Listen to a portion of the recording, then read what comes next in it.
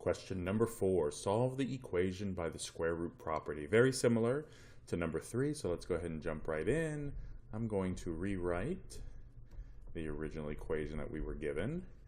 And just like before, if we want to solve for x, we want x all by itself, the first thing we're going to want to do is let's take the square root of both sides, because we want to cancel this second power, this square, because otherwise we're not going to be able to solve for x. And so the directions tell us to take the square root property, kind of giving you a little hint. So let's go ahead and do that. We'll take the square root of both sides.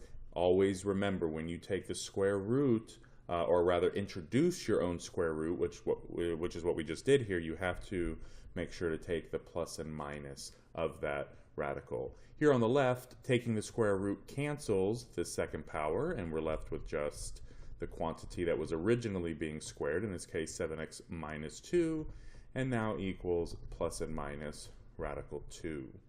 Let's go ahead and add 2 now to both sides so that we can start solving for x.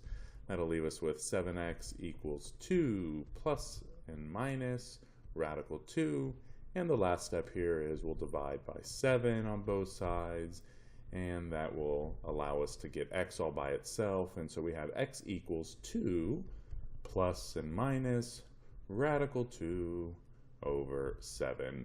And the last video I said I wasn't sure what the answer key did, whether it left it as a single solution using the plus and minus notation, or if it broke it out into 2 separate solutions, like x equals 2 plus radical 2 over 7 and 2 minus radical 2 over 7. I did go back and look. This is the notation they use, and it's actually the notation that I also prefer. But if you like seeing both solutions, go for it. Unless, of course, your professor has specifically asked for one or the other, then defer to their instructions. All right, but there we have it. X equals 2 plus and minus radical 2 over 7 for number 4. This is Joe Brownlee with Palm Beach State. I'll see you at question number 5.